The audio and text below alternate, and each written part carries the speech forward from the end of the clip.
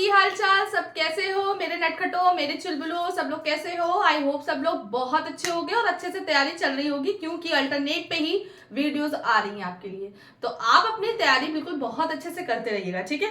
सो आज जो है, आज हम बहुत ज्यादा ही इम्पोर्टेंट टॉपिक की बात करने वाले हैं, क्योंकि ये बहुत ज्यादा इम्पोर्टेंट है। अब इसमें हम लोग आज बात करेंगे AMU। What is AMU? तो यहाँ पर एक्चुअल में AMU की बात करें तो इसे बोला जाता है एटॉमिक मास यूनिट, और ये बहुत ज्यादा ही इंपॉर्टेंट है। क्यों इंपॉर्टेंट है? तो चलिए देखते हैं। एक्चुअल में N atomic mass unit is defined as the accurately 1/12 the mass of the carbon atom. We already know कि कार्बन जो 12 होता है, कार्बन 12 एक्चुअल में उसका जो वेट होता है, एटॉमिक मास होता है, वो कितना होता है आपको मालूम होना चाहिए। कितना होता है बताइए? 12 होता है। तो अब यहाँ पे क्या है, इसी की बात हुई है कि जो हमारा कार्बन होता है उसका जो 1/12 द मास है, यानी कि कार्बन का जो मास होता है वो 12 होता है। सो यहाँ पे जो बेसिकली जो कार्बन है वो डिफाइन करता है AMU को, यानी कि कार्बन 12 से ही उसके मास को लेकर ही हम लोग AMU को डिफाइन करते हैं, ठीक है। तो चलिए देखते हैं। The carbon 12 has 6 number of neutrons and 6 number of its nucleus. So इसमें क्या है, 6 नंबर ऑफ प्रोटॉन होते हैं और 6 नंबर ऑफ न्यूट्रॉन होते हैं। तो मास आपको मालूम होना चाहिए कि पुराने जमाने के टाइम में पहले क्या होता था, जो मास नंबर निकाला जाता था वो बेसिकली जितने नंबर ऑफ प्रोटॉन होते थे और जितने नंबर ऑफ न्यूट्रॉन होते थे वही न्यूक्लियस होता था। तो मास भी उसी को ही डिफाइन करता है, यानी कि न्यूट्रॉन 6, प्रोटॉन 6, और ये कितना हमें N+P मिलके क्या मिल गया, ये हमें मास दे देगा, ठीक है ना। और मास आपका क्या होगा, वो A के डिफाइन करता है ना, A को, तो ये आपका क्या हो जाएगा 12, ठीक। सो आगे की बात करते हैं। सो it is represented by the AMU, या फिर अगर आप U से डिफाइन करो तो ये यूज होगा, ठीक है। So it is a unit of mass used to express atomic mass. अब ये बहुत छोटे छोटे मॉलिक्यूल्स यानी कि एटम्स को डिफाइन करने के लिए यूज किया जाता है।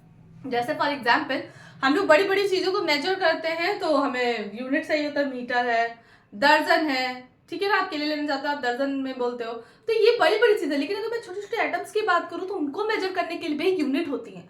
सो यहाँ पे बेसिकली हम लोग कुछ यूनिट्स की आज बात करेंगे, जो कि फर्स्टली हम लोग यहाँ पे बात करेंगे AMU की, ठीक है। So it is a unit of mass used to express atomic masses. किसी भी एटॉमिक मास को यूज करने के लिए, उसके यूनिट को डिफाइन करने के लिए, उसके मास को डिफाइन करने के लिए जो यूनिट बनाई गई वो हमारी AMU थी, ठीक।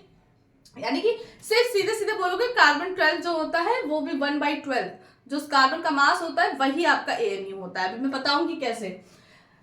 AMU, 1 AMU is the average of the proton rest of the mass and the neutron rest of the mass, यानी कि 1/6 + 6, यानी कि 1/12 ही तो हुआ।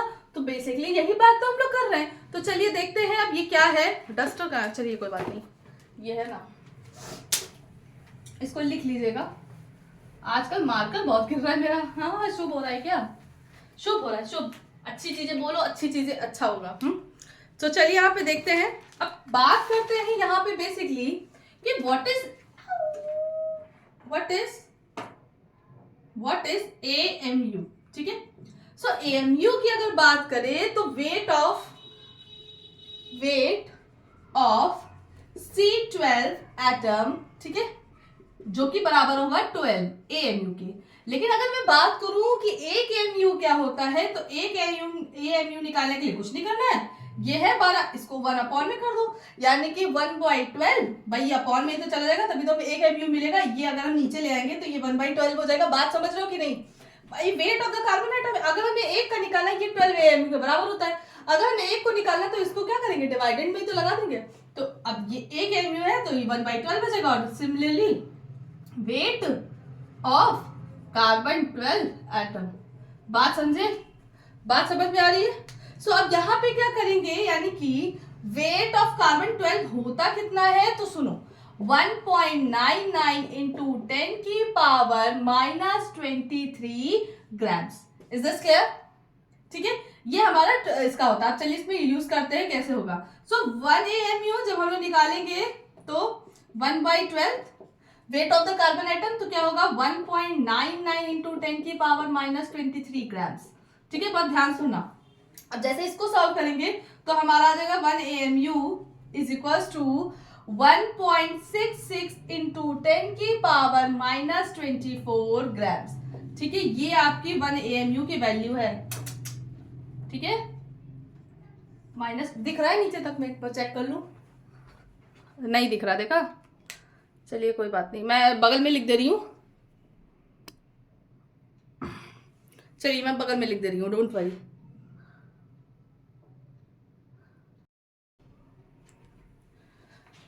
मुझे फिर से वीडियो बनानी पड़ी क्योंकि लास्ट टाइम में मुझे याद है मैंने उसको थोड़ा सा नीचे किया था, तो प्रॉब्लम ये थी, मुझे उसमें भी वीडियो नहीं दिख रही थी। तो हुआ ये था, वॉइस अलग जा रही थी, रिकॉर्डिंग अलग हो रही थी, और काफी फासला था वॉइस का रिकॉर्डिंग में। तो इसीलिए फिर मैंने कहा रुको, इसको पॉज कर देते हैं, दोबारा से बनाते हैं। ठीक है ना? तो यहाँ पे कोई नहीं दिख रहा, नहीं दिख रहा, कोई बात नहीं। यहाँ पे मैं बता दूंगी क्या हो जाएगा, 1.66 इंटू 10 की पावर माइनस 24 ग्राम्स। ठीक है, तो ये आपका क्या है, यूनिट है AMU की। ठीक है, बात समझ में आ गई।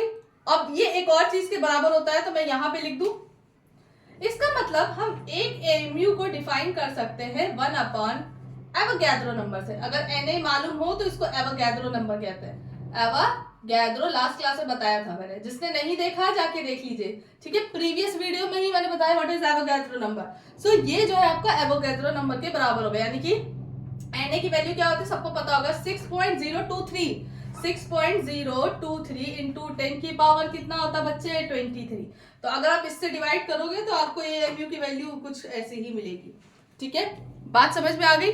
ठीक है, क्लियर हो गया सबको? ओके, तो इसको नोट कर लीजिए, स्क्रीनशॉट ले लीजिए जल्दी से। रब कर दूं, रब कर दूं? तो चलिए अभी आपको मैं बताने जा रही हूं कुछ आपके जो मॉलिक्यूलर है उनके कुछ इंपॉर्टेंट। ओके, सो बेसिकली अब मैं आपको बताने जा रही हूँ कुछ ऐसे मॉलिक्यूल जिनके आपको एटॉमिक मास मालूम होना चाहिए, मींस एटॉमिक वेट आपको मालूम होना चाहिए। ये क्यों?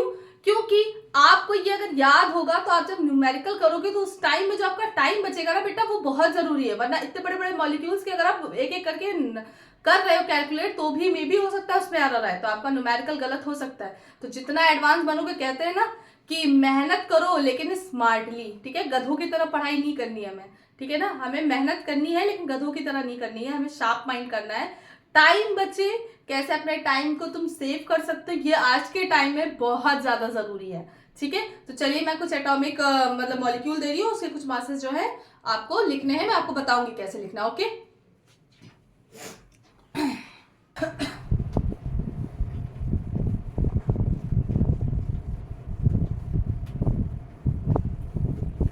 सो यहाँ पे चलिए मैं बताने जा रही हूँ और आप सबको खुद भी कैलकुलेट करना है। ठीक है, तो मैंने बताया था लास्ट क्लास में, प्रीवियस क्लास में, कैसे एटॉमिक मास जो है या एटॉमिक वेट जो है कैलकुलेट किया जाता है। तो सबके मास नंबर जो होते हैं उसी को ऐड ऑन करते हैं। ठीक है, तो चलिए यहाँ पे बताते हैं।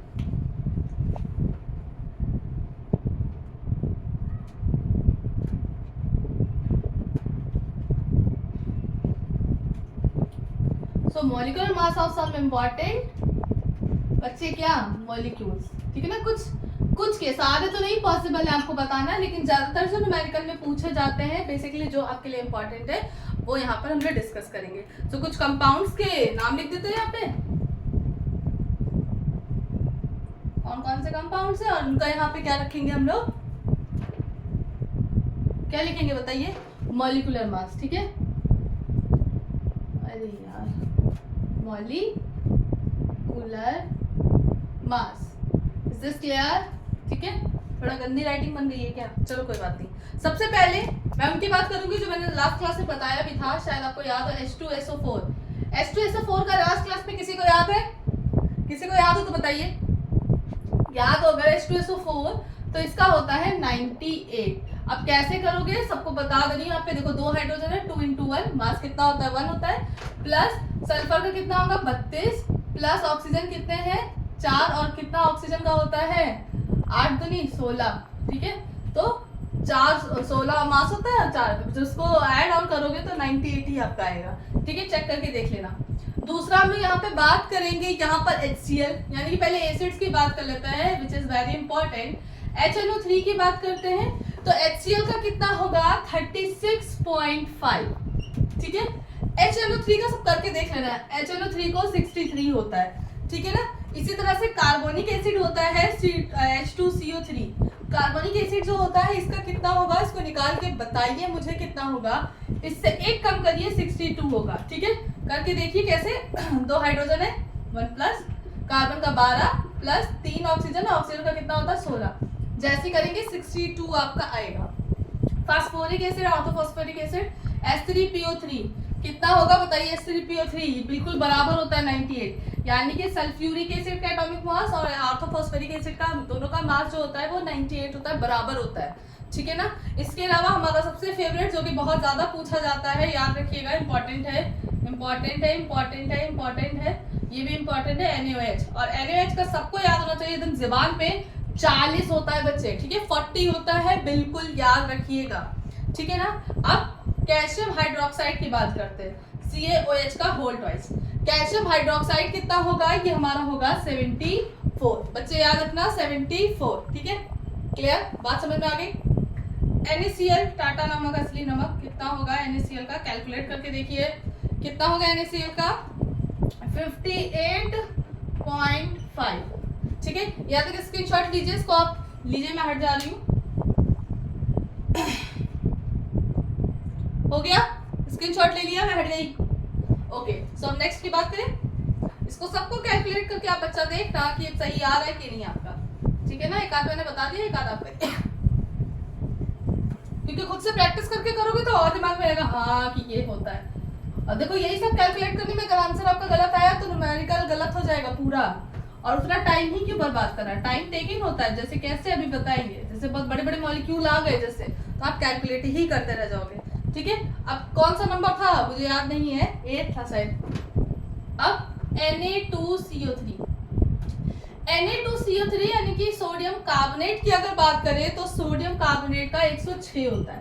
अब इसको कैसे याद करोगे, याद रखना CO3 यानी कि कार्बोनेट आयन का जो नंबर होता है ये 60 होता है, तो इसका याद कर लोगे तो बहुत सारे कार्बोनेट के कंपाउंड होते हैं, तो वो आपके लिए इजी होगा, ठीक है ना। 10th नंबर पे आपका आएगा कार्बोनेट के बाद कैल्शियम कार्बोनेट आएगा, तो भाई 60 तो कार्बोनेट रखो, कैल्शियम का 40 रखना। अब 40 वो रखोगे तो 60 और 40 कितना होता है 100, ठीक है ना।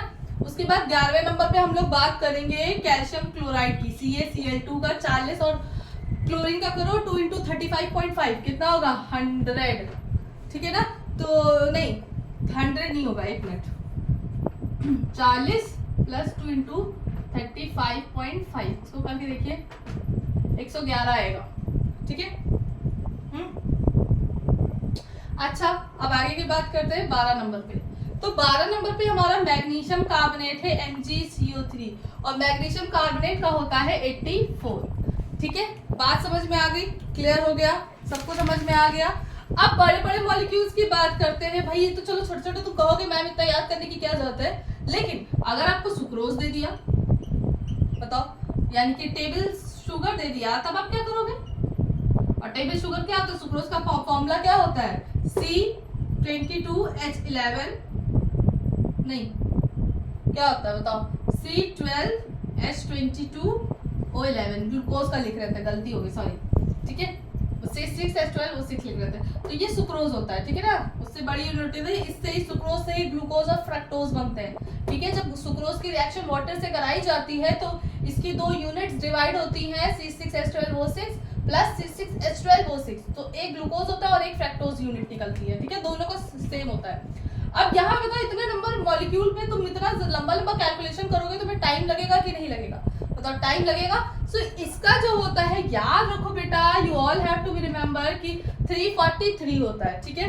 अब यार ये लैंप ना गिर जाए, मुझे बड़ा डर लग रहा है, मेरी मम्मी ने इसको यूरिया का फॉर्मूला क्या होता है लास्ट क्लास में बताया था, NH2CO NH2, इसका क्या होता है, ये इतना ज्यादा इंपॉर्टेंट है कि आपके लिए बहुत ज्यादा यूजफुल है, और याद रखिएगा ये 60 होता है, ठीक है। लास्ट हम लोग बात करेंगे एसिटिक एसिड की, ठीक है, और ग्लूकोज की चलो बात कर देते हैं, ग्लूकोज एंड फ्रैक्टोज, ठीक है। मैंने बताया ना दोनों का फॉर्मूला सेम होता है, रुकिए मुझे ऊपर लिखना पड़ेगा, मुझे लग रहा है कि नीचे दिख नहीं रहा होगा, एक मिनट, चलिए यहाँ तक स्क्रीनशॉट ले लीजिए, ले लिया। चलिए ऊपर की मैं हटा रही हूँ, ठीक है। अब चलो यहाँ पे मैं बात करती हूँ किसकी, 15 पे ग्लूकोज एंड फ्रक्टोज दोनों एक ही जैसे हैं, दोनों का मॉलिक्यूल फॉर्मूला सेम होता है। बट आप जब हायर क्लासेस में जाओगे, आप आ ही गए 11th में 12th में, तो 11th 12th में मालूम चलेगा आपको कि एक्चुअल में इसका स्ट्रक्चर जब होता है, वो जब ओपन करके देखा जाता है तो फंक्शनल ग्रुप चेंजेस होता है। एक में कीटोन होता है और एक में एल्डिहाइड होता है। कीटोन फ्रक्टोज में होता है और एल्डिहाइड जो आईपीसी में जानते हो ना कीटोन और एल्डिहाइड क्या होता है। एल्डिहाइड ग्रुप जो होता है वो ग्लूकोज में लगा होता है, दैट्स व्हाई वो चेंज है, डिफरेंट है, ठीक है ना। C6H12O6, ठीक है। अब एक मिनट इसको जरा हम रब कर दें, यार अभी रब करना पड़ेगा। चलिए 180 आएगा, ठीक है। And the last one is हमारा एसिटिक एसिड है, जिसको CH3COOH बोलते हैं, एसिटिक एसिड। और अगर इसको देखोगे तो इसका भाई याद रखना यूरिया के बराबर आता है, ठीक है। 60 यूरिया का भी होता है और 60 जो हमारा एसिटिक एसिड का भी होता है। तो ये सारी चीजें ध्यान रखिएगा, एक बार स्क्रीनशॉट ले लीजिए इसका, ठीक है। Clear, okay. सो ये आप कर लीजिए, तो इतना याद रखना क्योंकि भाई टाइम देखो आजकल क्या कंपटीशन किसी चीज का है तो आपके पास कितनी भी नॉलेज हो, लेकिन बहुत लोग हैं जो IIT नीट क्लियर करते हैं या इवन आप बोर्ड में भी एग्जाम दोगे, कभी कभी देखते हो ना टाइम बहुत मायने रखता है। आपको आ रहा है, आपको हो सकता है उससे जो आपके बगल में है जिसने may be first rank achieve की हो, उससे ज़्यादा नॉलेज हो, लेकिन आप नहीं कर पाए बिकॉज आपके पास टाइम कम था। फिर आप अफसोस करोगे ना कि अरे यार मेरे पास टाइम होता तो मैं ये कर लेता, लेकिन आपने किया तो नहीं ना। तो जो हो गया आप उसको लेके अगर बैठे रहोगे, अरे जैसे कि कहते हैं ना दूसरों पे ब्लेम डालना, आपने अपनी गलती नहीं देखी, आप दूसरों पे ब्लेम डाल रहे हो, तो ये बहुत गलत चीज होती है कि अरे इस टीचर ने एब्सेंट हो गया, इसने नहीं पढ़ाया, या मैं एब्सेंट हो गया था, मेरे मम्मी पापा मुझे यहाँ लेके चले गए इसलिए मैं नहीं पढ़ पाया। अरे क्यों नहीं पढ़ पाए, पहले से तैयारी करते, एग्जाम टाइम में तैयारी करते। तो ये होता है मैं बीमार हो गया था इसलिए मेरी तबीयत खराब हो गई थी, ओके, लेकिन आप ऐसा तो नहीं है ना कि 4 महीने से बीमार थे, आप पहले से तैयारी करते हुए चलते। तो कहने का मतलब है एक्सक्यूजेस लोगों के पास बहुत है, लेकिन कहते ना कि एक्सक्यूज देने से अच्छा है कि आप अपनी गलतियों को समझे कि क्या है, ठीक है।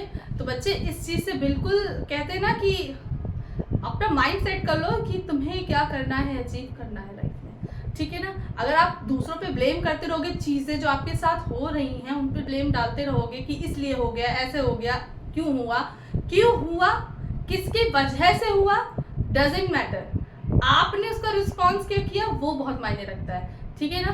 तो ऐसी चीजें हैं कि आप टाइम को अपने सेव करोगे तो ये बहुत ज्यादा इंपॉर्टेंट है, इसलिए ट्रिक्स बताई जा रही है ताकि आपका टाइम जो है वो सेव हो, ठीक है ना। आजकल के टाइम में टाइम बहुत जरूरी है, आजकल के टाइम में टाइम सेव करना, आजकल के टाइम में टाइम सेव करना बहुत जरूरी है, ठीक है ना। वाह व्हाट अ लाइन, क्या लाइन बन गया।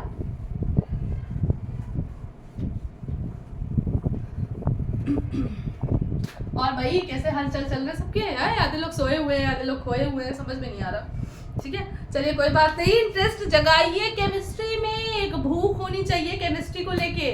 तो मुझे वो कम दिख रही है या नहीं दिख रही है, तो थोड़ा सा लाइए, डेलिकेट करिए अपने आप को, थोड़ा सा कहते ना मोटिवेट करिए। अब आधे लोग ये सोचे पड़े हुए हैं कि हम जुलाई से पढ़ेंगे, आधे लोग ये भी सोच रहे हैं कि रिजल्ट तो आया नहीं है यार, मैं पास होऊंगा कि नहीं होऊंगा, और देखता हूँ कि कितने नंबर आते हैं केमिस्ट्री में, कितने नंबर आते हैं साइंस सब्जेक्ट में, then I will take this subject and this, ठीक है, कॉमर्स ले लूंगा, ये ले लूंगा, वो ले लूंगा। तो ये नहीं करो, अपना गोल अभी से सेट करो। मैंने बताया था कि जो आपको सही लगे आप वो डिसाइड करो, ठीक है ना। नंबर डजेंट मैटर, आजकल के टाइम में मैं ये कह रही हूँ हाँ मैटर करता है, लेकिन आपकी नॉलेज, क्योंकि आजकल के टाइम में ऐसा नहीं है कि आपको इंजीनियरिंग बनना है, आपको नीट और IIT ही निकालना है, नहीं।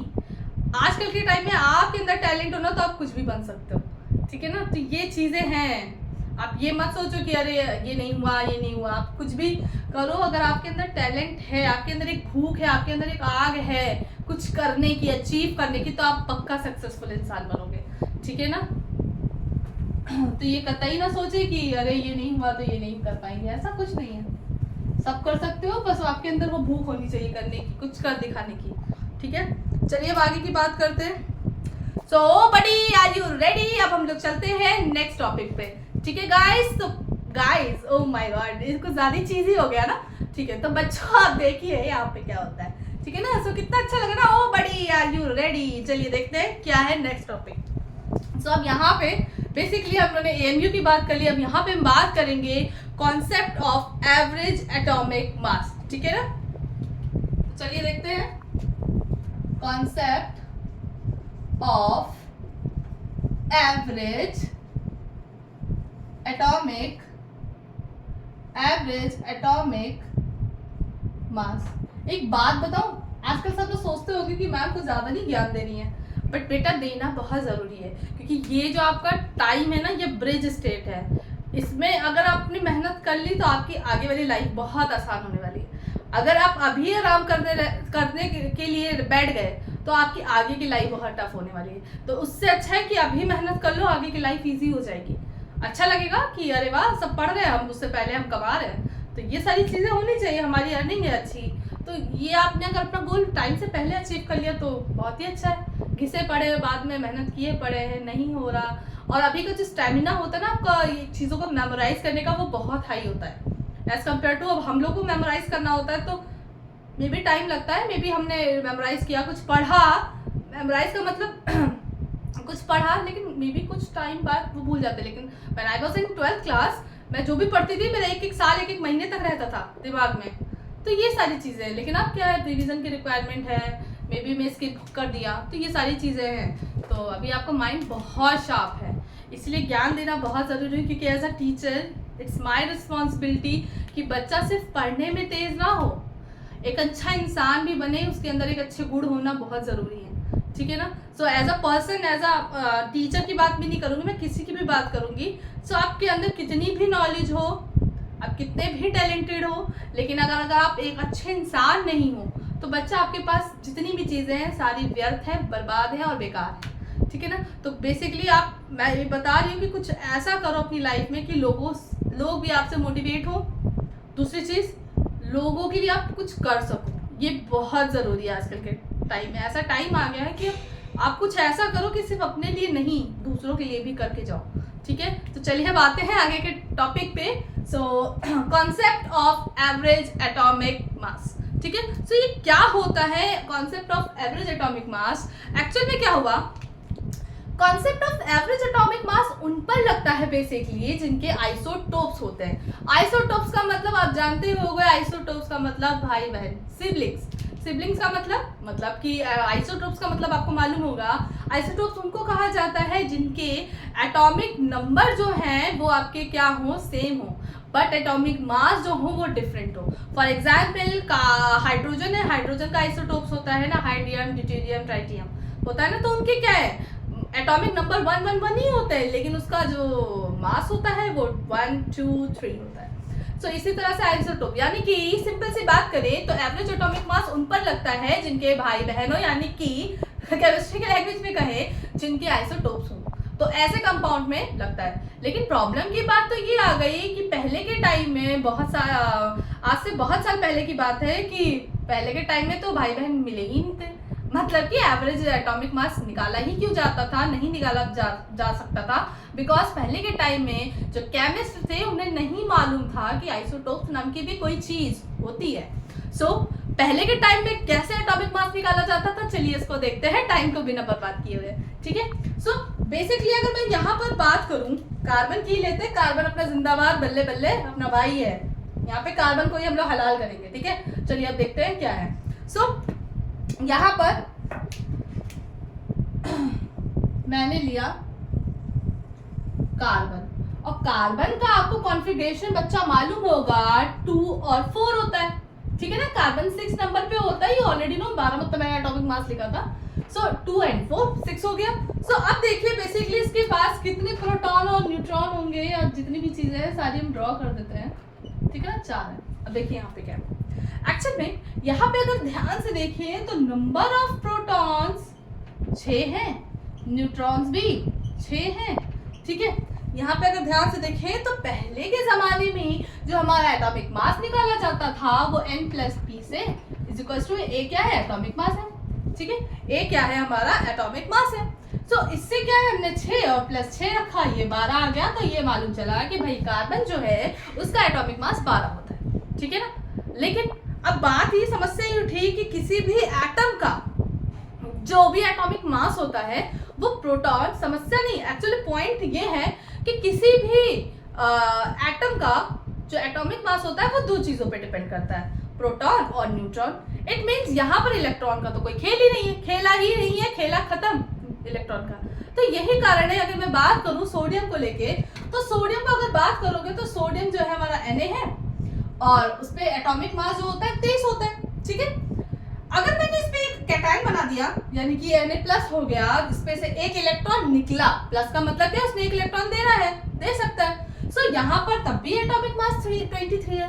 सो व्हाई बच्चा, इसलिए क्योंकि जो एटॉमिक मास होता है वो डिपेंड ही नहीं करता ना इलेक्ट्रॉन पे। इलेक्ट्रॉन आप कितने भी निकाल दो, डजंट मैटर, वो डिपेंड नहीं करेगा, वो एक्चुअली प्रोटॉन और न्यूट्रॉन के मास पे डिपेंड करता है, ठीक है। सो आप इलेक्ट्रॉन कितना भी निकाल दो, डजंट मैटर। जैसे फॉर एग्जाम्पल आप नहाते हो, ठीक है, नहाया, आपके बाल जो है, बाल एक आध टूट गए, थोड़े बहुत बाल टूट गए, आप वेट करके आए, आपका वेट थोड़ा ना बदलेगा, है ना। आपके चार्ज निकल भी गए, आपके बाल निकल भी गए, तो इसमें क्या है, अपना वेट करोगे, वेट थोड़ा ना बदलेगा, आपका मास बदलेगा, नहीं बदलेगा। तो सिमिलरली यहाँ पे अगर इलेक्ट्रॉन निकल भी गए तो डजंट मैटर ना, आपका प्रोटॉन और न्यूट्रॉन तो है, तो एटॉमिक मास जो है वो आपका प्रोटॉन और न्यूट्रॉन पे डिपेंड करता है, ना कि इलेक्ट्रॉन पे। तो इलेक्ट्रॉन जितने चले गए जाने दो, ओके।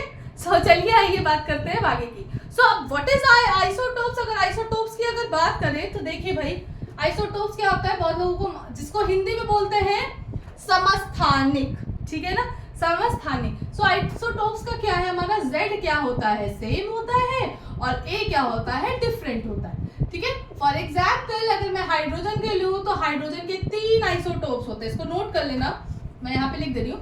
हाइड्रोजन के 3 आइसोटोप्स होते हैं, ठीक है। इसका 1 होता है, ये 2 होता है, 3। तो 1 जिस पे होता है उसको कहते हैं हाइड्रियम, ड्यूटेरियम एंड द ट्राइटेरियम, ठीक है। सो इस तरह से बेसिकली हम लोग यहाँ पे क्या है, तो अब चलिए मेन बात पे करते हैं यहाँ पे बात। तो यहाँ पर सोडियम जो था, अब वहां पे फिर सोडियम लिखना पड़ेगा, यही तो बुराई है। चलो सोडियम क्या है, 23 था, इसमें से अब क्या हुआ, एक निकल भी गया इलेक्ट्रॉन, तब भी 23 है। इसका मतलब यहाँ पे प्रोटॉन और न्यूट्रॉन निकल गए, कोई मतलब नहीं, मतलब मैटर करेगा, लेकिन इलेक्ट्रॉन क्या है यहाँ पे, डजंट मैटर, ठीक है। सो कोई प्रॉब्लम नहीं होगी, कोई दिक्कत नहीं आएगी, आप इलेक्ट्रॉन निकाल भी देंगे तो कोई दिक्कत नहीं आएगी, ठीक है। सो अब ऐसे से करो। चलो अब आगे की बात करते हैं। सो अब यहाँ पे बात करते हैं, तो इसका मतलब है कि हमारा जो एवरेज एटॉमिक मास होता है वो बेसिकली किसके लिए निकाला जाता है, आइसोटोप्स के लिए। तो ऐसे कंपाउंड पे, ऐसे एटम्स पे वैलिड करेगा जिनके आइसोटोप्स होते हैं। जनरली आपको मालूम होगा 118 एलिमेंट में सबके आइसोटोप्स नहीं होता है, ठीक है। तो जिनके होते हैं उस पे वो वैलिड होता है, ठीक है। तो चलिए अब आगे की बात करते हैं यहाँ पर। सो जैसे अब अगर मैं बात करूं यहाँ पर, सो आगे जाकर मालूम ये हुआ बच्चा कि कार्बन जो है, कार्बन के 3 आइसोटोप्स होते हैं, C12, C13 and C14। So basically यहाँ पर क्या है, एवरेज एटॉमिक मास निकलेगा, क्यों, क्योंकि कार्बन जो है उसके भाई बहन हैं, उसके सिबलिंग्स हैं। तो चलिए देखते हैं कि कार्बन के आइसोटोप्स यानी कि एटॉमिक मासेस जो है वो कैसे निकलता है, ठीक है, ओके। जो नोट करना हो उसको नोट कर लीजिएगा, ठीक है। और बताइए कैसा लग रहा है पढ़ के, किसी ने मुझे बताया नहीं, लगे मैं जोश में हूँ बट आप जोश में नहीं है, और आपको मुझसे ज्यादा जोश होना चाहिए, ठीक है ना।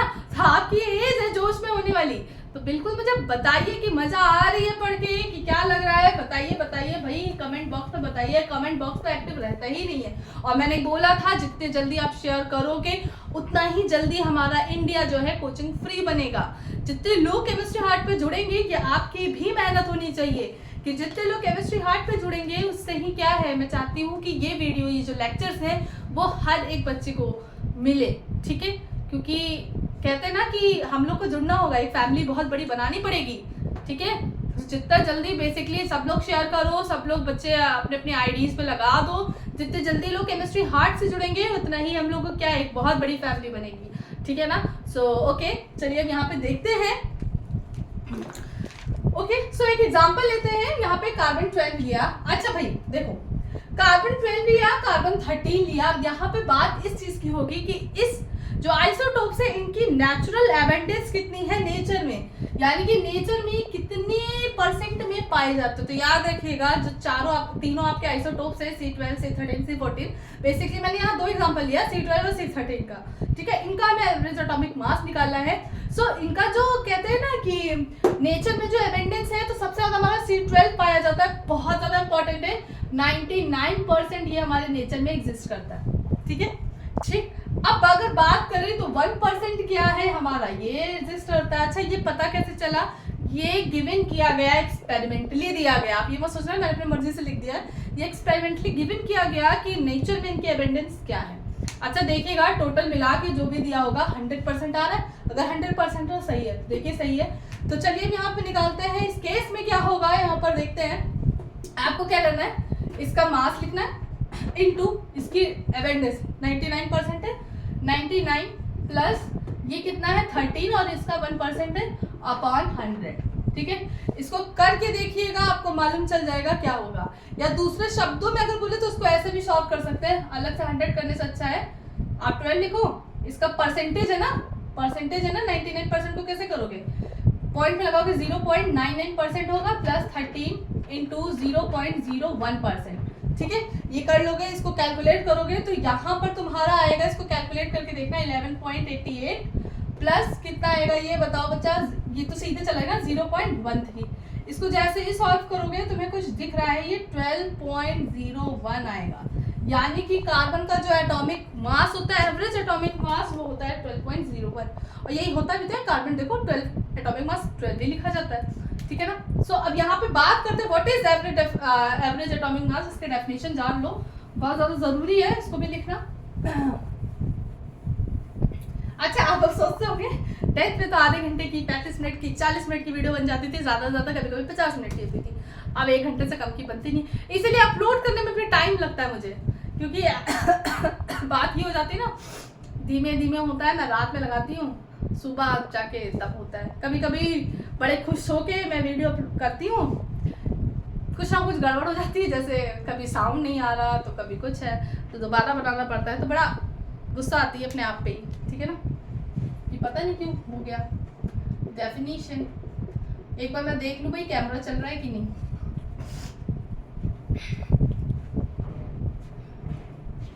चलिए, अब इसकी डेफिनेशन क्या है। Average atomic mass of an element is the sum of, किसका सम होगा, अभी आपने लिखा था sum of the masses of किसका आपने मास लिया था, masses of its isotope, जो आइसोटोप्स लिए थे, इट्स आइसोटोप्स एंड, और क्या लिया था परसेंटेज, यानी कि natural abundance, and each multiplied, किससे मल्टीप्लाइड हुआ था, अभी तो आपने किया था, मल्टीप्लाइड बाय क्या हुआ था, इट्स नेचुरल एबंडेंस, यही तो किया था हम लोगों ने, ठीक है ना, ठीक है। नेचुरल एबंडेंस, कुछ गलत लिख दिया क्या, चलो ठीक है। तो चलिए एक एग्जांपल ही करते हैं, यानी कि मास और इनटू नेचुरल एबंडेंस प्लस जो दूसरा मास होगा वो इनटू नेचुरल एबंडेंस, ठीक है। अब कर लेना अपने हिसाब से परसेंटेज में। अब चलिए यहाँ पे बात करते हैं। क्वेश्चन मैं आपको दे रही हूँ, देखते हैं आंसर क्या आता है आपका। क्वेश्चन है, मैंने ऐसे आपको टेबल दे दी, आइसोटोप दे दिया, सिल्वर का दिया, ठीक है, आइसोटोप ऑफ Ag, ठीक है, और इसकी एबंडेंस दे दी। सो पहला दिया मैंने Ag107 वाला, ठीक है, और दूसरा दिया Ag109 वाला। इसकी जो नेचुरल एबंडेंस थी वो कितनी थी, 51.86%। दूसरे वाले की थी 48.14%। देख लीजिएगा भैया 100 आ रहा है कि नहीं, 100 आएगा तभी सही होगा। अब इसका निकालिए क्या आएगा, मुझे आंसर चाहिए, जल्दी से आंसर दीजिए। जितने लोग इसको ऑनलाइन नहीं है कोई बात नहीं, पर जो लोग इसको पढ़ेंगे मुझे ऑन टाइम उस समय जो भी लोग पढ़ेंगे मुझे इसका आंसर उसी समय आप कमेंट बॉक्स पे करके दिखाइएगा, ठीक है। तो मुझे मालूम चलेगा कितने लोग एक्टिव हैं मेरे साथ, ठीक है। तो चलिए यहाँ पे देखते हैं, हो गया। चलिए आप देखते हैं, अब मैं क्या ही बताऊं। चलिए यहाँ पे देखिएगा, यहाँ पे होगा क्या 107 इंटू इसका नेचुरल अटेंडेंस क्या है 51.86। अब इसका परसेंटेज हटाओगे तो क्या आएगा 0.15, ठीक है ना, 100 इधर हो जाएगा। और इसका क्या होगा 109 इंटू इधर भी आएगा 0.4814, ठीक है ना, परसेंटेज वाला। अब इसको जैसे ही करोगे तुम्हारा आंसर कुछ ऐसा आएगा, देख लेना 108। और बच्चे अगर याद हो तो सिल्वर का जो एटॉमिक मास होता है वो 108 ही तो होता है। तो एक्चुअल में हम लोग जो एवरेज एटॉमिक मास लेते हैं वो जो मतलब हम लोग जो भी एटॉमिक नंबर में एटॉमिक मास जो लिखते हैं वो एक्चुअल में बच्चा एवरेज एटॉमिक मास ही होता है। Is this clear? समझ में आ गया? ठीक है। तो सिल्वर का याद होगा ना 47 एटॉमिक नंबर होता है और 108 क्या उसका एटॉमिक मास होता है, ठीक है। चलिए आगे बढ़े। चलिए अब हम आते हैं बहुत ही इंपॉर्टेंट कॉन्सेप्ट पे, जो कि है काफी ज्यादा इंपॉर्टेंट है।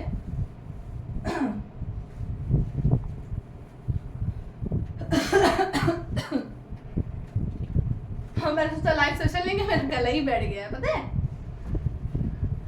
लाइव सेशन के लिए रेडी हो ना, लेना तो है ही है लाइव सेशन।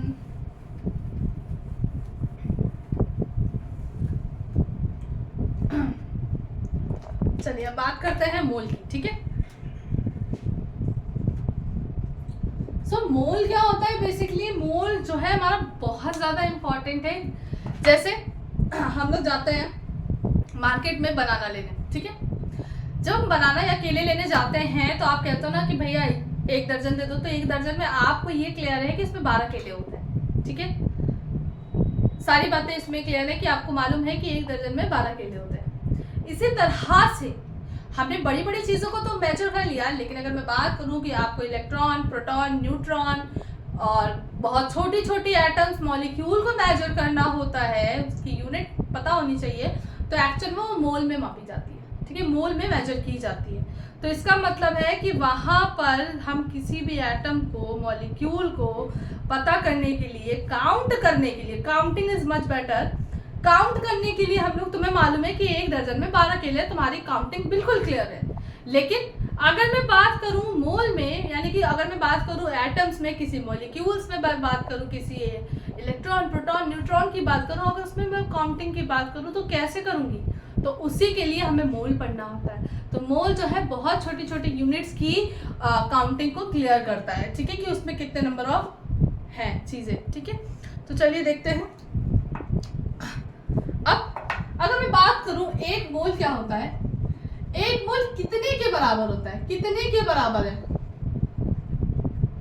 तो भैया एक चीज तो है, यहाँ पे क्लियर कर लो। यहाँ पे एक चीज बहुत ज्यादा क्लियर करनी है कि 1 मोल जो होता है वो हमारा बराबर होता है Na के। Na क्या है? Avogadro number which is equal to 6.23 × 10⁻23, ठीक है। क्लियर हो गया? चलिए आगे की बात करें। सो 1 मोल जो है वो बहुत छोटी चीजों को काउंट करता है, जैसे कि किसी आयन को काउंट करेगा, किसी एटम को काउंट करेगा, यानी किसी 1 मोल इलेक्ट्रॉन को काउंट करेगा। तो 1 मोल इलेक्ट्रॉन कितना है, 1 मोल एटम क्या है, 1 मोल आयन क्या है, 1 मोल मॉलिक्यूल क्या है, तो उन सब सारी चीजों को काउंट करता है, ठीक है ना। तो चलो अब बात करते हैं कि क्या मोल जो है किसी चीज पे डिपेंड करता है। तो भाई बहुत सारी चीजों पे डिपेंड करता है, या मोल कैन बी, या सिंपल सी बात करें डिपेंड करने की, क्या हम बात करते हैं क्या बेसिकली मोल किसी चीज का वेट ही निकालता है क्या? तो ऐसा नहीं है, ये बहुत सारे टर्म्स में यूज किया जाता है। So mole can be defined in terms of what? Marker की इंक खत्म हो गई है, क्या करूं, लाना पड़ेगा कल, वरना फिर कैसे पढ़ाऊंगी। चलिए, तो ये क्वांटिटी को बताता है, ठीक है, डिफाइन कर सकता है, यानी कि मोल क्वांटिटी को डिफाइन करता है, टर्म में निकाला जा सकता है हमें। दूसरी चीज वेट के टर्म में हम लोग मेजर कर सकते हैं। And the last one is, इसको हम लोग वॉल्यूम, यानी कि अगर मैं किसी गैसेस की बात करूंगी, वॉल्यूम का मतलब मैं किसी गैसेस के बारे में बात कर रही, तो वहां पर भी मोल का काम है, मोल का खेला है। ठीक है, तो चलिए देखते हैं क्या है। We already know कि 1 mole is equals to 6.023 into 10 की पावर 23। Exactly. So ये जो है पार्टिकल्स होंगे। ठीक, अब यानी कि 1 मोल जो है हमारा मालूम है चुपचाप से कि एक एवोगैड्रो नंबर के बराबर है। ठीक है ना। अब बात करते हैं यहाँ पर क्या है कि जो हमारा, अगर मैं एन मोल को देखो किससे डिफाइन करते हैं, स्मॉल एन से। कैपिटल एन का मतलब, या कैपिटल एन लिख दिया तो इसका मतलब ये एवोगैड्रो की बात करें, स्मॉल एन मोल है। मैंने लास्ट क्लास में बोला था एन का मतलब आगे क्लास में बताएंगे, तो ये है। सो अब यहाँ पे क्या, जो क्वांटिटी आपको होगी, क्वांटिटी अपॉन में एवोगैड्रो नंबर से अगर आप डिवाइड कर दोगे तो आपको जो है ये पहला फॉर्मूला मिल गया।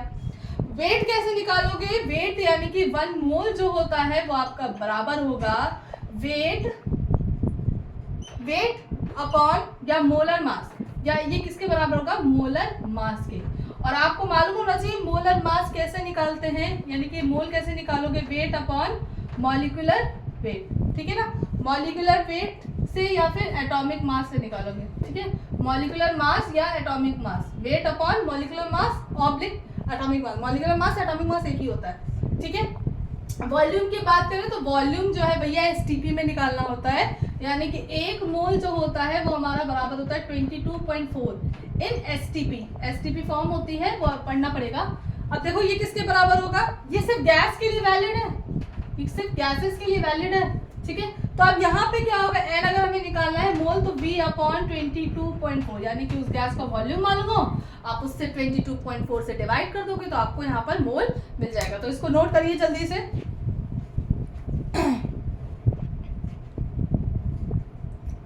नोट हो गया, स्क्रीनशॉट ले लीजिएगा। ठीक है, तो आगे की बात करूं,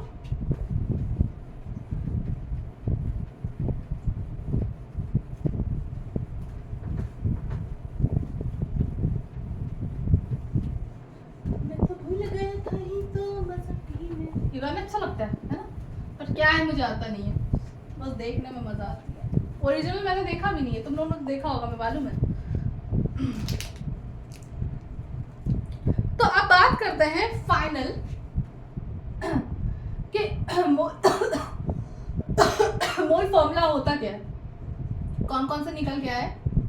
देखो पहला हमारा क्या, पहला फॉर्मूला तो हमारा ये निकला, n is equals to quantity upon Avogadro number. अब इसकी यूनिट देखोगे तो क्वांटिटी जो तुम्हारी होगी वो किस में होगी, बताओ भैया। हाँ, क्वांटिटी तुम्हारी क्वांटिटी में होगी, जो भी क्वांटिटी जिसमें भी, और एवोगैड्रो नंबर में भी वो क्वांटिटी अपॉन किसके मोल में होगी, जो भी क्वांटिटी है ग्राम किलोग्राम में जिसमें भी होगी। सो क्वांटिटी से क्वांटिटी कैंसिल हो गया तो यूनिट क्या मिली हमें, मोल में मिलेगी। याद रखिएगा, यही तो तुम्हें निकालना है मोल में। तो पहला फॉर्मूला ये क्लियर हो गया। ये मैं यूनिट की बात कर रही हूँ कि मोल की यूनिट क्या होती है, तो मोल की यूनिट मतलब एन की यूनिट जो होती है वो मोल होती है, क्योंकि जो आपका क्वांटिटी होगी किलोग्राम में अगर है तो नीचे अपना किलोग्राम अपॉन मोल होगा। ठीक है ना, वगैरह तो नंबर तो वो कैंसिल हो जाएगा। ठीक है ना। अब किसी सैंपल में, जैसे क्वेश्चन, किसी सैंपल में क्वेश्चन है कार्बन के एटम तुम्हें गिवन है। ठीक है, कार्बन के एटम उन्होंने सैंपल में दिए 6.023 इंटू 10 की पावर 20। अब इन्होंने बोला फाइंड इट्स मोल, इसके मोल तुम्हें फाइंड करने हैं। तो कैसे, क्वांटिटी इन्होंने गिवन कर दी ना बच्चा। अब देखो कैसे करोगे, n is equals to quantity क्या है 6.023 इंटू 10 की पावर 20 अपॉन तुम्हारा क्या है, नंबर क्या होता है 6.23 इंटू 10 की पावर 23। ये कटा ये कटा, ये ऊपर जाके माइनस हो गया, माइनस हो गया ना 10 की पावर 20 माइनस 23, तो ये क्या है आंसर 10 की पावर -3 मोल। तो ये आपका करेक्ट आंसर है। ठीक है ना। तो यहाँ पर जो आपका मोल है कैल्शियम का वो आपका इतना आया। बात क्लियर हो गई, सबको समझ में आ गया। ठीक है, अब बात करते हैं आगे की। दूसरा फॉर्मूला क्या होगा, ठीक है। सो अब या दूसरे शब्द में बोल सकते हैं, इसको ऐसे भी बोल सकते हैं, NCA इज इक्वल्स टू 10 की पावर -3 है तो इसको 1 मीटर मोल बोल सकते हैं। ठीक है ना, इस तरह से भी हो सकता है। ठीक है ना। चलो अब आगे की बात करें। दूसरा फॉर्मूला हमारा निकला वेट अपॉन मॉलिक्यूलर मास या फिर एटॉमिक मास। ठीक है, जो कि वेट तुम्हारा ग्राम में होगा, मॉलिक्यूलर मास ग्राम पर मोल होता है, ठीक है भैया। तो ग्राम से ग्राम करता है, यहाँ पर भी यूनिट क्या है हमारी मोल है, दूसरा फॉर्मूला ये। तीसरा जो है एन क्या निकालना, वॉल्यूम अपॉन 22.4। अब वॉल्यूम आपका लीटर में होता है, ये जो होगा 22.54 लीटर पर मोल होता है, तो यहाँ पर भी ये कैंसिल मोल आएगा, ठीक है ना। क्लियर कर हो गया, क्लियर कट, सब समझ में आ गया, दिख रहा है, दिख रहा होगा। चलो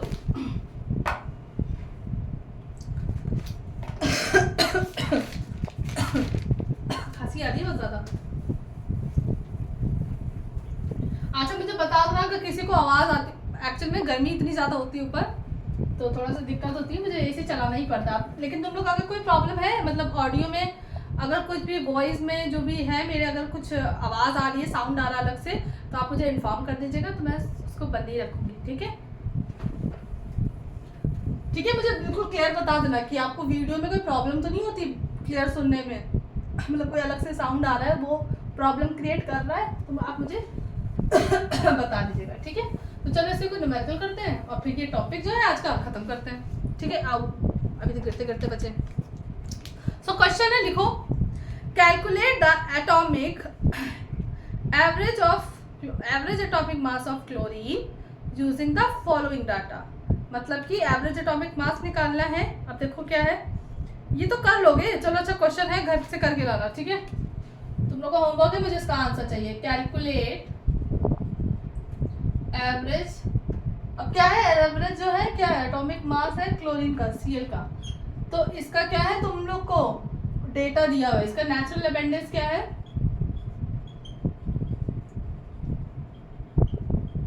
और मोलर मास, ठीक है। मोलर मास दोनों चीज दी है, घर से करके लाना, मुझे आंसर चाहिए, ठीक है ना। अब दो क्लोरीन लिए, एक हमारा 35 है क्लोरीन, ठीक है, ऊपर लिखो, और 37 वाला Cl है, ठीक है।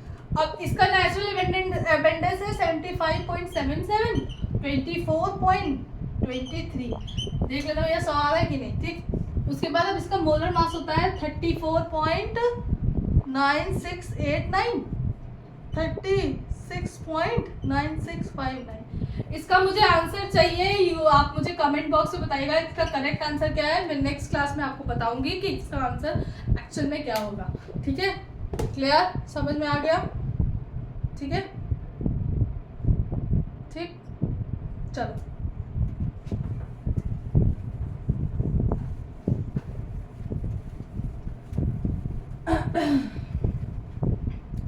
चलो अब चलो कुछ यहाँ पे एक क्वेश्चन है, इसमें सारे क्वेश्चन जो है आपने जितना भी मैंने आज पढ़ाया आपको सब कुछ क्लियर हो जाएगा। सो क्वेश्चन है, लिखो, इन 3 मोल्स ऑफ इथेन, क्वेश्चन है, इन 3 मोल्स ऑफ इथेन, इथेन क्या होता है बताओ, C2H6, ठीक है। अब कैलकुलेट करना है, इसमें बहुत सारी चीजें हैं, लेकिन इतना घबराने की जरूरत नहीं है, वो आपको घबराने के लिए ही दिया, पर आपको घबराने नहीं, पता है जितना हाईफाई क्वेश्चन होता है ना, जितने बड़े स्टेटमेंट वाले क्वेश्चन होते हैं वो ज्यादा इजी होता है एज कम्पेयर टू छोटे छोटे वाले, ठीक है। Number of moles of carbon atoms, अब देखो इसके नंबर ऑफ कार्बन, इसमें हाइड्रोजन है, तो अब देखते हैं, जिन्होंने दे दिया number of moles of carbon atoms, ठीक है ना, कार्बन एटम्स दे दिया, ठीक है ना। अब आगे बात करते हैं, सेकंड कैलकुलेट करना है हमें, दूसरा number of moles of hydrogen atom, number of moles of hydrogen atom, and the third one is number of molecules of ethane, number of molecules of ethane,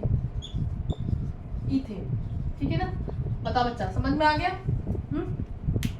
ठीक है। अच्छा चलो यहाँ पे बात करते हैं, 3 मॉलिक्यूल है, हम पहले एक मॉलिक्यूल की बात करते हैं ना, तो एक हमारा जो मॉलिक्यूल ऑफ CH2 है, एक मॉलिक्यूल ऑफ C2H6 है, इसमें क्या है, अगर यहाँ पे बात करें कार्बन एटम कितने हैं बच्चे, 2, हाइड्रोजन एटम कितने हैं, 6, ठीक है, यहाँ पे 6 है। अब सीधे निकालो ना, 3 है, तो number of molecules of C2H6 कितना होगा बताओ। अब चलो इसको निकालते हैं, क्या होगा, कुछ नहीं, इसको कैलकुलेट करके देखो, कोई प्रॉब्लम नहीं है, निकाल के देखिए क्या होगा इसका, नंबर ऑफ मॉलिक्यूल्स ऑफ, ये ऑलरेडी हो चुका है, ठीक है। अब यहाँ पे क्या है, बात ही number of moles of carbon atom, number of 2 यहाँ पे है, नंबर ऑफ मोल्स का मतलब कितने हैं, 3 कार्बन मतलब 3 मोल है ना, तो 2 कार्बन एक में है तो 3 से मल्टीप्लाई होगा, कितने हो जाएंगे 6 हाइड्रोजन है आपके, कितने हैं 6 3 है ना भाई, 3 मोल लिए तो 18, तो ये आपके करेक्ट आंसर है। कोनो प्रॉब्लम कोनो दिक्कत बता दीजिएगा प्लीज, ठीक है ना। चलिए आगे पहुंचे।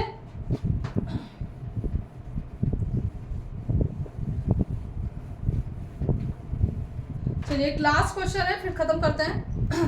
The ratio of mass of oxygen, लिखिए द रेशियो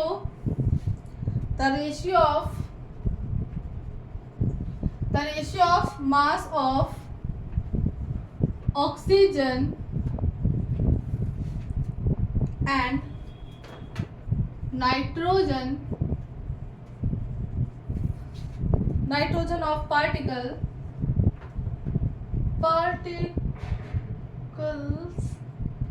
gaseous mixture है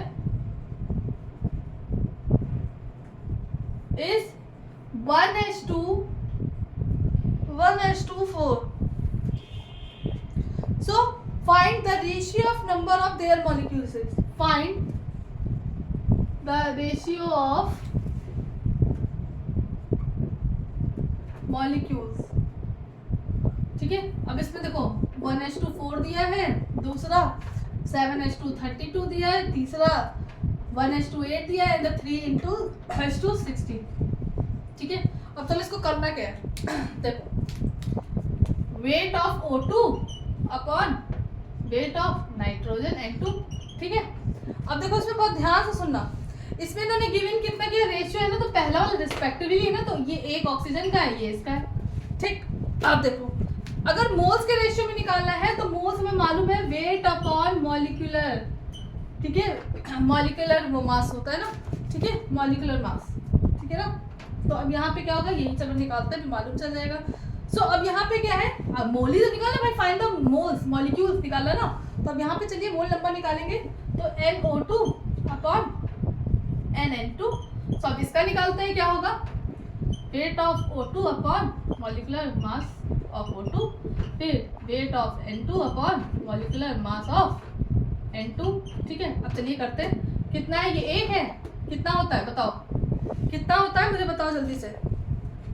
अरे O2 है, 1 16 होता है, लेकिन O2 है तो 16 दूना 32, ठीक। ये क्या है, 4 है, N2 है, N2 का मतलब 14 होता है, लेकिन 2 है ना, N2 गैस है भैया, तो यहाँ पे क्या है, क्योंकि गैसेस बोला mixture of N2 in gas है। अब याद रखना, जिसने N लिखा, जिसने वो लिखा, ये आयंस के फॉर्म में होता है, ठीक है ना, आयंस में भी -2 और ये मतलब अलग अलग चार्ज होता है। यहाँ गैस की बात हुई तो आपको मालूम है ना, सारी गैसें जो है डायटोमिक होती है, ये दोनों ऑक्सीजन है, ये है हाइड्रोजन है, तो H2 यानी कि हमें यहाँ पे 14 दूना 28 लेके चलना पड़ेगा। अब चलिए इसको करते हैं, 1/32 इंटू ऊपर जाएगा, क्या हो जाएगा बताओ, 28/4। चलो अब इसको करके देखो जल्दी जल्दी करो, इसको करोगे तो 7 अपॉन कितना आएगा,